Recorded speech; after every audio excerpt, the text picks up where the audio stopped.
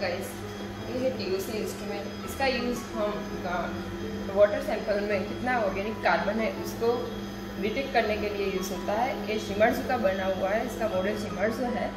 इसमें हम career gauge use करते हैं, ज़ीरो एयर यूज़ करते हैं। उसका प्रेशर यहाँ पे हमें बताया गया है कि कितना है, इनिशियल में कितना है, और इससे नोक चालू करने के बाद इसका प्रेशर कितना है वो भी बताएगा। और जब हम मतलब गैस की मोटर हम चालू करेंगे तब यहाँ पे प्रेशर होगा 4 kg, और यहाँ से इस नोब से यूज़ करके हम इसका प्रेशर फ्लो बढ़ा सकते हैं और कम भी कर सकते हैं। इसके बाद यहाँ पे आती है सारी की सारी लाइनें। ये है HCL की, और ये है WFI की, और ये है ABWFI की। ये तीनों के तीनों डायल्यूएंट के लिए हम यूज़ करते हैं। या A लाइन जो है हम सैंपल के लिए यूज़ करते हैं। यहाँ पे सैंपल, यहाँ से सैंपल इंजेक्ट होगा। इसके बाद हम आते हैं TOC के इंटरनल पार्ट्स में। ये सारा का सारा इसका मैकेनिज्म बताया हुआ है। इसमें हमें कुछ भी कम या बढ़ाना नहीं है। जब हम इंस्ट्रूमेंट स्टार्ट करेंगे तब यहाँ का कैरियर गेज है उसमें चेंज आएगा, मतलब वो कैरियर गेज है 150 पर सेट होगा। और ये जो स्क्रबर ट्यूब है, इस स्क्रबर ट्यूब जो सैंपल में हैलोजन पार्टिकल्स और मॉइस्चर होगा उससे एब्जॉर्ब कर लेगा। और ये बोतल है पूरी की पूरी प्यूरिफाई वाटर से भरी हुई है।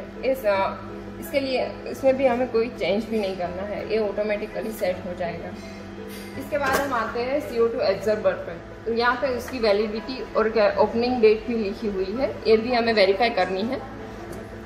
उसका यूज़ CO2 एब्जॉर्ब का यूज़ सैंपल में, मतलब मॉइस्चर एटमॉस्फेयर में कोई भी एयर एब्जॉर्ब मतलब मॉइस्चर होगा तो वो एब्जॉर्ब कर लेगा सीधा। और इसके बाद हम आते हैं कैलिब्रेशन पे। इसकी कैलिब्रेशन का लेबल लगा हुआ है। इसकी फ्रीक्वेंसी है 6 मंथ की, और इसका जो PM कब होता है इसका भी हमने लेबलिंग किया हुआ है। ये हमें बता सकते हैं कि कब हम कैलिब्रेशन करेंगे एक्सेट्रा। इसके बाद हम आएंगे सॉफ्टवेयर में। सॉफ्टवेयर में हम जाएंगे TOC कंट्रोल B में। उसका वर्जन है 2.00, और इसके बाद हम इसमें डालेंगे हमारा पासवर्ड।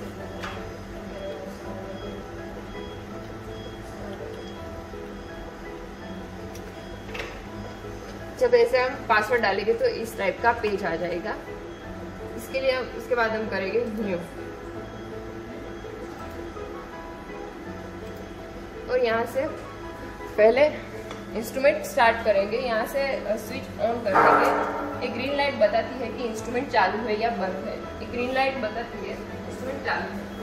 इसके बाद हम इसी को सिस्टम को इसके साथ कनेक्ट करेंगे। कनेक्ट करने के बाद इस टाइप का आ जाएगा, और यहाँ पे लिखा ऑरेंज कलर की लाइट है, वो बता देगा कि इंस्ट्रूमेंट रेडी है, एनालिसिस के लिए है, रेडी है या नहीं है।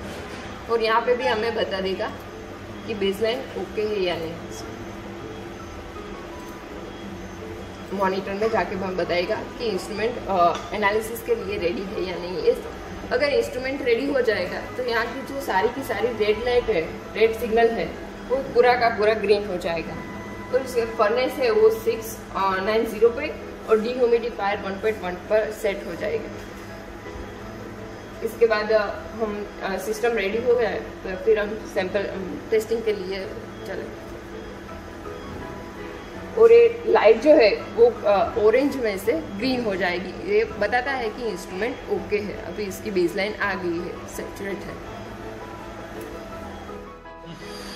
पहले हमने देखा था कि जो फर्नेस और डिह्यूमिडिफायर और NDIR जो डिटेक्टर है उसमें सारा का सारा सिग्नल था वो रेड था, अब वो रेड में से ग्रीन हो गया है। और जो NDIR डिटेक्टर की जो बेसलाइन है वो भी एकदम स्ट्रेट जा रही है। इसका मतलब ये है कि सिस्टम अब सैंपल एनालिसिस के लिए रेडी है। और यहाँ से भी हमें पता चल सकता है कि सिस्टम टेस्टिंग के लिए रेडी है या नॉट रेडी। इसके बाद हम इसको क्लोज कर देंगे और यहाँ से इंस्ट्रूमेंट में जाएंगे, और यहाँ से मेंटेनेंस में जाएंगे। मेंटेनेंस में जाके इसमें वॉशिंग में जाएंगे, और सारी की सारी जो यहाँ पे लाइनें हैं HCL की, WFI की, AWFI की और सैंपल की, वो लाइन को सिलेक्ट कर देंगे। इससे लिए यहाँ पे जाएंगे सिलेक्ट फ्लो लाइन में, और जो सारी की सारी लाइनें हैं वो सिलेक्ट कर देंगे। इससे वॉशिंग दे देंगे, जिसके कारण क्या होगा कि ये जो लाइन है उसमें कोई अनवांटेड पार्टिकल्स या एयर बबल्स हो गए तो वो रिमूव हो जाएंगे। और यहाँ पे हमें बता रहा है कि सिस्टम में चालू है या बंद है। यहाँ पे ग्रीन लाइट बता रही है कि वॉशिंग अभी चालू है।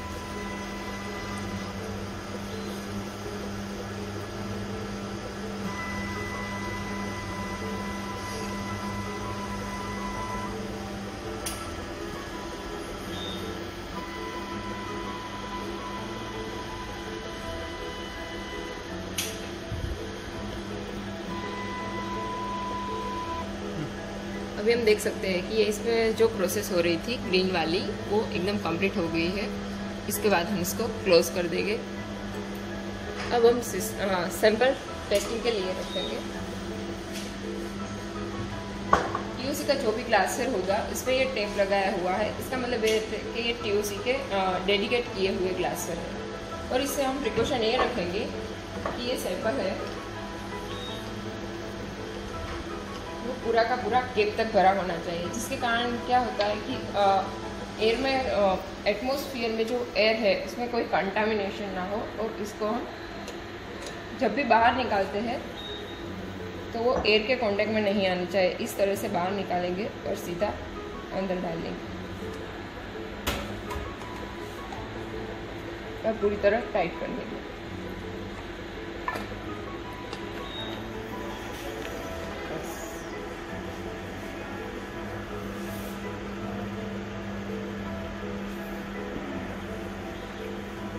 ये चेक कर लेने का एक बार कि ये पूरा का पूरा टाइट है या नहीं। और यहाँ से सैंपल इंजेक्ट करना है।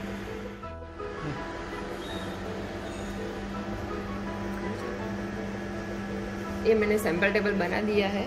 उसमें सब यहाँ पे दिखेगा हमारा सैंपल आईडी और यहाँ पे दिखेगा हमारे कब हमने कैलिब्रेशन किया है उसकी भी मेथड बताएंगे अब। और यहाँ पे रिजल्ट्स बताएंगे। इसका ग्राफ हम देखें तो यहाँ पे इसका ग्राफ दिखाई देगा कि ये जो रिजल्ट्स आया है उसके मुताबिक यहाँ पे ग्राफ दिखाई देगा। और ये जो रिजल्ट आया है सेकेंड इंजेक्शन जो लिया है उसके मुताबिक ग्राफ यहाँ पे दिखाई देगा। और ये हमारा रिजल्ट बताता है NPOC नॉन पर्जेबल ऑर्गेनिक कार्बन, उसका रिजल्ट है 226.57। और ये SD का एरिया और CV का एरिया भी बताएगा। SD की लिमिट है 0.5 और CV की लिमिट है 3। अगर अकॉर्डिंग टू USP SD या CV में दोनों रिजल्ट्स में से कोई भी एक भी लिमिट में आ जाना चाहिए, या तो ये SD वाली या CV वाली, ये दोनों के दोनों लिमिट में है। इसका मतलब है कि इसका रिजल्ट ओके है और क्राइटेरिया भी ओके है। तो ये है मेरा TOC का पूरा इंफॉर्मेशन। Thank you.